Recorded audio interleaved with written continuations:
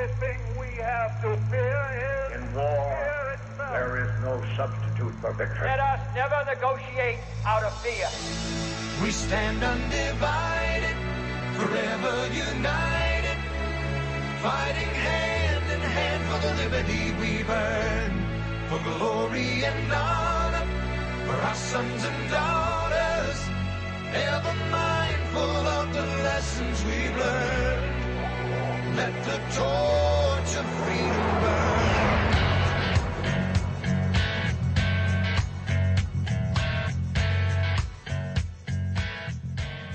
Welcome to the intersection of faith and politics. This is WallBuilders Live. Thanks for joining us on a Friday. Our Good News Friday programs every week, an encouragement not only to our audience, but to us. We enjoy talking about these good things happening across the country. I'm Rick Green here with David Barton and Tim Barton. Guys, always looking forward to these Fridays. Thank you for finding so much good news to share with us. There's a lot out there, and we get to actually double dip in this one. Not long ago, we had some good news that we started out Friday with, and it was about an article in the Wall Street Journal. And that article in the Wall Street Journal was so cool because it talked about how that even atheists are now to the point of saying, this is getting bad. We're almost going to be forced to believe in God because the scientific evidence is getting so narrow. No life on other planets. It's almost impossible to believe that now that that the Earth is the only one. That can't be because that'll screw us up. And so we had so much fun with that we need to go into this one a lot further. And so Eric Metaxas, who did that article, is on with us today, and that's going to be a lot of fun. And maybe people know Eric from so much of what he's done with so many other books and things. But what was really funny too was, and we often talk about education on this program, but one of the guys who went the most ballistic over that Wall Street Journal article was the guy who's a professor at a Christian college, of all things. And he just... Although, let me pause. Saying professor at Christian college is a relative term in today's culture because there's a lot of Christian universities. There's Texas Christian University, right? That's right. And just being from Texas, there's Baylor Baptist University. There's a lot of Christian universities, but you kind of put parameters or quotations around Christian and what we mean by Christian professor. And so really you got to look at where they stand on issues and where they are with biblical values because the terms Christian and biblical are no longer synonymous. Yeah. And so just saying Christian doesn't mean biblical. Well, we are people that when we think Christian, we generally think biblical. So thinking biblically is really what we are more concerned with. But again, self-identify. And of course, people would say, well, who are you to judge? And I would say, well, Jesus said, judge a tree by the fruits. That's right. So that's who I am to judge. Now, obviously, we don't condemn. And this is good news on Friday. There's no condemnation for those that are in Christ Jesus. It's great news. However, we are fruit inspectors. So, it is interesting to have a quote-unquote Christian professor from a Christian college that spends so much of his time tearing down Christian leaders across the country. Yeah. I mean, that is... And that's what he does. And so many ministries, he attacks these Christian ministries like American Family Association, Family Research Council. It's amazing. Here's what's hilarious about the attack too was the attack was that we committed plagiarism because we said we were reading an article and we did not say who wrote the article. Now, imagine if Jay Leno, when he's doing his headlines or he's doing his jokes, would have to go, okay, now wait a second. Now that funny joke was written by this person. I didn't actually write it. Or when I did this headline, it was from this author and this. I mean, you got to be kidding. We understand what's happening. Good News Friday, all we do is read articles. And I was about to think about how many we go through. You guys fire them off just like boom, boom, boom. I mean, you go through them so quick. And we openly acknowledge we're reading someone else's article. And so this Christian, in quotes, professor, makes a big issue over it and goes to national websites and writes about it. So it's going to be a lot of fun to see how he blows up today. And it's almost kind of humorous. You get your daily dose of laughter by seeing what he does. Well, I'm actually kind of glad now because it's kind of fun today to get the author of that article on, and somebody we wanted to have on in the past anyway, and hopefully get to have him on in the future as well. Well, and bigger picture good news is that what he's talking about is really great news, especially as a Christian. It affirms our faith of why we believe what we believe. Well, let's get to our author. Eric Metaxas is going to be with us when we come back from the break, author of numerous bestsellers, great books, and one of the best commentators today on the issues in the culture as well. Really brings a kind of C.S. Lewis approach to things that really is needed. David, you're always talking about how we need to serve the Lord with all of our hearts and our minds, And too often in the evangelical community, we kind of leave that part out and just go with our feelings and not teach people how to think. Eric does a great job at that. So this is going to be cool to have him on today. Eric Metaxas when we return right here on WallBuilders Live.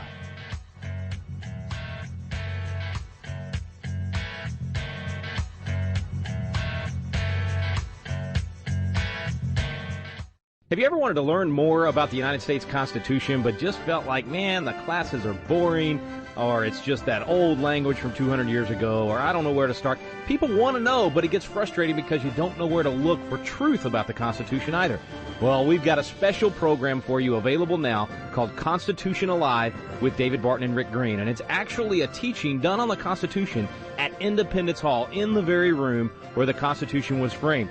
We take you both to Philadelphia, the cradle of liberty in Independence Hall, and to the WallBuilders Library, where David Barton brings the history to life to teach the original intent of our founding fathers. We call it the Quick Start Guide to the Constitution because in just a few hours through these videos, you will learn the Citizen's Guide to America's Constitution. You'll learn what you need to do to help save our constitutional republic. It's fun, it's entertaining, and it's going to inspire you to do your part to preserve freedom for future generations. It's called Constitution Alive with David Barton and Rick Green. You can find out more information on our website now at wallbuilders.com. Let the torch of freedom burn.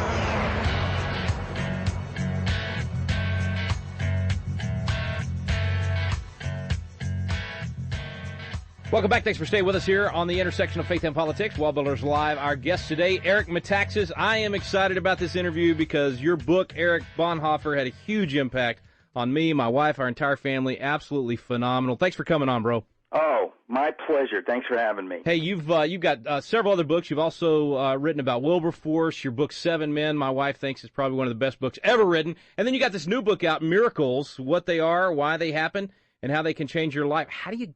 Man, you're busy. You're out there speaking and you're writing books every year, too. Good stuff. Well, I know that it's by God's grace. I mean, I know that theologically, but I also know that viscerally. I live that. I know that it's God doing it, so it keeps me humble and grateful, and I don't want to be any other place at all. So that's a good thing. But the Miracles book, I tell you, the title Miracles, it's really, it's intended to draw in non-Christians, right?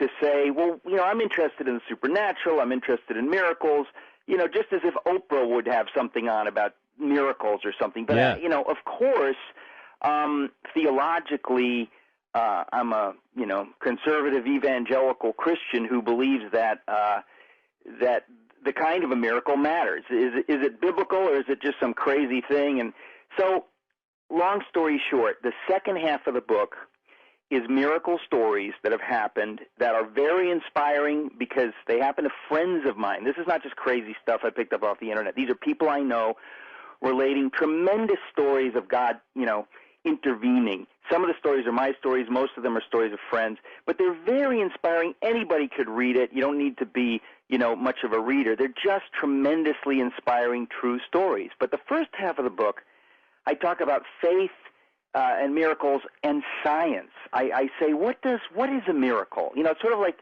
C.S. Lewis light, right? Let's talk about what is a miracle. What does it mean that God would answer some prayers this way, but maybe not answer prayers this way? Let's talk about that. I have a chapter on the resurrection, the greatest miracle of all. The resurrection, let's look at that from a sort of scientific point of view. What can we determine? Let's say you don't believe any of that stuff. What can we learn just from the evidence about this claim that Jesus rose from the dead? So I get into all that stuff. But the first part of the book, and this is what I know we want to talk about here, I talk about, what we would call the miracle of God creating this universe and this earth. And when you look at it from a scientific perspective, not Christian, not spiritual, from a scientific perspective, you say, what happened? How is it possible that this planet is conducive to life, and on and on and on and on? Well, what science tells us is that we shouldn't be here. What science says is that the parameters necessary for a planet to exist that could support life like ours could, there's so many tiny things that have to happen. Now, we don't learn this in school. Why? Because obviously we live in a secular culture that has its own narratives. But the truth of the matter is, and I outline this in the book, there are so many little things that have to happen for, number one, for the universe to come into existence the way it is, and number two, for the earth to come into existence, that when you look at it, when you start reading this, you can't even believe it. You say, why don't they have this on the news? This is crazy. This is amazing. This seems definitely to be evidence that a God did this. It didn't just happen. Well, in fact, you presented and you mentioned C.S. Lewis light. I was going to say you're kind of a C.S. Lewis for this generation because you do the way you present things, whether it's your Socrates in the Park, the different ways that you bring this information out, gets this generation to listen, regardless of whether they share your faith. It's about rationally analyzing these things. That's and you what did I'm this, trying to do, yeah. Well, you do it great. And the article you did in the Wall Street Journal. Yes, okay, I gotta tell you about that. I mean, this thing's huge. It's like the most popular article they've had. Well, you see, that sounds like hyperbole, but for the folks listening, I want to say that is no hyperbole. This is one of the most amazing things that I've ever experienced. Here's what it is. I wrote the book Miracles. And the first part, as I just said, it's about science, and there's 2 chapters that deal with what's called the fine-tuning argument for God, right? That says that God fine-tuned the universe so perfectly that even scientists are shaken up. Atheists are shaken up because they say this doesn't make sense. This couldn't have just happened. If this was just a tiny bit this way, we wouldn't be here. And if that was just a tiny bit that way, we wouldn't be here. This is scary. What's going on? It seems like an intelligent creator put us here, and we don't want to believe that, right? Okay. So I basically took that and put it in an article for the Wall Street Journal. The title is Science Increasingly Makes the Case for God, right? The more science we know, the more it points toward God, not the less. Okay, so I sent it to the Wall Street Journal. They published it, and within no time, it had 100,000 Facebook likes. Wow. It kept marching to 200,000 Facebook likes. And it kept on marching to 300,000. It is now at 391 or 92,000 Facebook likes. It is definitely the most popular, most shared article in the history of the Wall Street Journal online. Wow. Now, the reason I say this is because it proves my life's thesis, which is that people in America are starving for this kind of information. They're not getting it. So when it squeaks past the secular firewall and they find an article like this, they are predictably enthused. They're excited that, they're reading something they've never read before. They haven't been to an apologetics class, or they haven't read books by Hugh Ross or John Lennox or, David Barton. They haven't done that. But they're genuinely intrigued. I mean, they see this and they want more. That's my point, is that there's no doubt that there's a hunger in America. It's not just evangelical Christians. It's a lot of people out there. They're looking for good news. They're looking for evidence of God. They don't know what to believe. And when you get in an intelligent conversation on the subject, they're excited about it. And so this article, again, I'm not making this up, literally the most popular, most shared article in the history of the Wall Street Journal.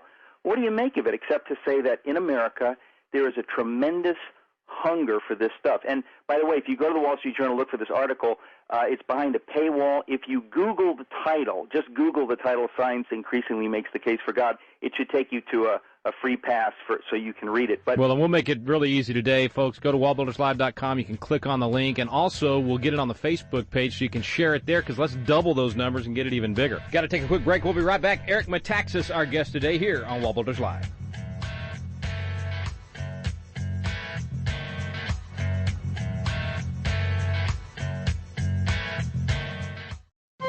This is David Barton with another moment from America's history. Revisions today often assert that our founding fathers were atheists or agnostics or deists. This charge is not new. In fact, Patrick Henry was even called a deist in his lifetime. Clearly, no one could question his patriotism, but Henry was hurt that they would question his Christianity. Against the charge that he was a deist, Patrick Henry thundered, "Deism, with me, is but another name for vice and depravity. I hear it is said by the deists that I am one of their number, and indeed, that some good people think I am no Christian. This thought gives me much more pain than being called a traitor.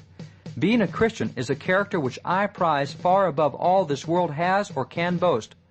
Patrick Henry was quick to refute the charge of deism and to declare his open belief as a Christian. For more information on God's hand in American history, contact WallBuilders at 1-800-8-REBUILD. Let the torch of freedom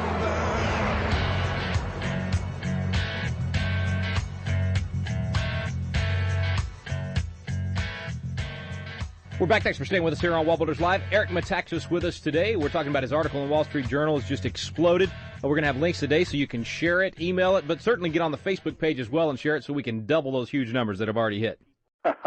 It's incredible. And I hope, of course, that it led people to my Miracles book, because in the Miracles book, I give the details on this, because a lot of people are complaining, well, you don't mention what the parameters are, and, in an 850-word article in the Wall Street Journal, you don't have any room to – I think I mentioned one thing, but I want to give so much more information. And in my book, Miracles, I give the names of the books where I got it from, because there's a ton of stuff on this subject, and I would love everybody in America to start reading books by Hugh Ross and John Lennox and The Privileged Planet, great DVDs, such good stuff out there. Yeah, you of course, you put something like this out there, there's going to be the naysayers attacking you immediately. Why didn't you give any source for this? Yeah, you got 800 words. Well, you only need to put a book in an article. Yeah. No. The cool thing though, too, Eric, is that because you're presenting it in a scientific, rational, let's study this way, because I think that's what hurts us as evangelicals often, is that sometimes those that aren't Christians see us as just emotional and anti-science, when we're not. No. And so you're presenting it in the way that it should be presented for those that aren't familiar with what we really believe to actually look at the science side of this thing. That's my hope. But my attitude is this. I don't want to believe something that's not true. I'm not interested in having some kind of faith in something that's not true. My faith is either in something that's 100% true and real, or it's fake faith. It's phony, stupid faith. And I think Christians need to know that we should never be afraid of the facts. We should never be afraid of history. We should never be afraid of science. God is behind all this. If we're afraid of that, then we're guilty of the very thing that people accuse us of. And we ought to be open-minded. And if somebody can show me that I'm wrong, praise God. Amen. I don't want to say I'm right when I'm wrong. We really need to get real, and we need to understand that God doesn't need us to defend him with fake evidence. We have real evidence. We have plenty of rational reasons to believe, and it's my sincere belief that we don't get that information out effectively enough. And that's why the Wall Street Journal article and hopefully my book Miracles is trying to put some of this information in the mainstream, because there are plenty of people out there, they've never heard these arguments. They've certainly never read a chapter about how the resurrection is a reasonable thing to believe in. Even if they don't end up believing in it, at least they're taking in some information. They're saying, wow, I may have missed something. I've never heard this. I think it's vital for us to get this information out to the mainstream and let the people decide. Let them look at the evidence. We don't have to fudge it, as I say. The evidence is the evidence, and there's tons of it. Oh, that is so powerful, and what a great approach to have. That sounds. I was just with in fact, he's a mutual friend of ours. You know Brad Stein as well. Oh yeah. And we were doing a TV show on investigating some of these things like this, and he said something that really stuck with me. He said, I want to make sure that what I believe is truth, and if what I believe doesn't match with the truth, I change what I believe. Exactly. That's exactly right. I think that we shouldn't be afraid that the evidence is going to disprove the Bible or whatever. I think we've seen so much evidence back up what the Bible says. And in fact, there was just this wonderful documentary on the Exodus patterns of evidence. Every time you turn around, there's new scholarship, new information that bolsters our faith rather than tears it down. I think we need to know about that. And as I say, I try to write about that. I know that David Barton and others are doing their part. We've got to get this information out there to let people know that you don't have to believe this. But if you're looking for an excuse to believe it, there's plenty of excuses. There's plenty of reasons. There's tons of evidence, and you shouldn't be afraid to have faith. Two things before I let you go. Best place to go to get the book Miracles, what they are, why they happen, and how they can change your life. I would say you either go to Barnes & Noble or Amazon. They've definitely got it. Go any place. I mean, any Christian bookstore should have it, but Amazon and Barnes & Noble both have it. It's easy to get, and I think that it's a great book to share with people who are not in the same places that we are theologically. In other words, I always write in my books that you could give it to your agnostic neighbor without being embarrassed. It's written, frankly, for them. It's 100% for them to open up a conversation, and I think it's important for us to do that. So I just want folks to know that's why I wrote the book. Okay, and last thing, you also do regular articles and radio commentary. Best place to go get those? Well, my website is just my name, ericmetaxas.com, if you can spell it, ERICMETAXAS.com. and I'm all over the internet. So if people are looking for me, I hope they'll find me. All right, folks, check it out. We'll have links to both of those, and also get the book Bonhoeffer. You got to, if you haven't read that book, folks, you got to read it. Eric, it's a pleasure to have you, bro. Let's get you back again soon. I would love it. Thank you so much. Back in a moment with David Barton.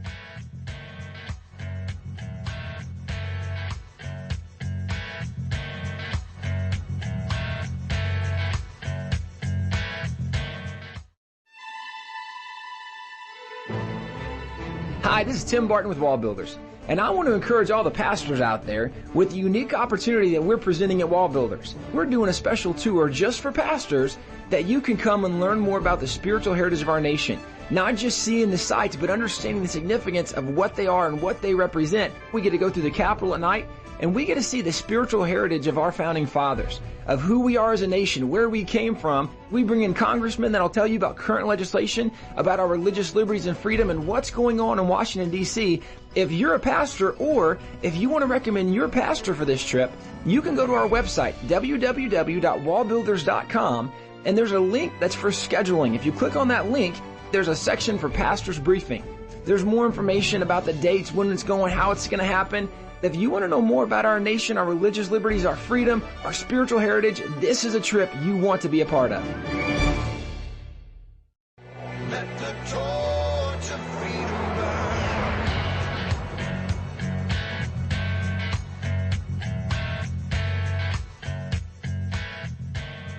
We're back. Thanks for staying with us here on WallBuilders Live. Back now with David and Tim Barton. Guys, no wonder there's a bunch of flack over the article. It's the most read article, biggest Facebook explosion for Wall Street Journal online article ever. Well, you know, it's interesting. 321,000 likes so far. And growing. And right. growing. And the guy who we're talking about in the first, the setup that was criticized is a professor named Warren Throckmorton. And so, his big national claim to fame was he wrote a book attacking the book that I did on Thomas Jefferson.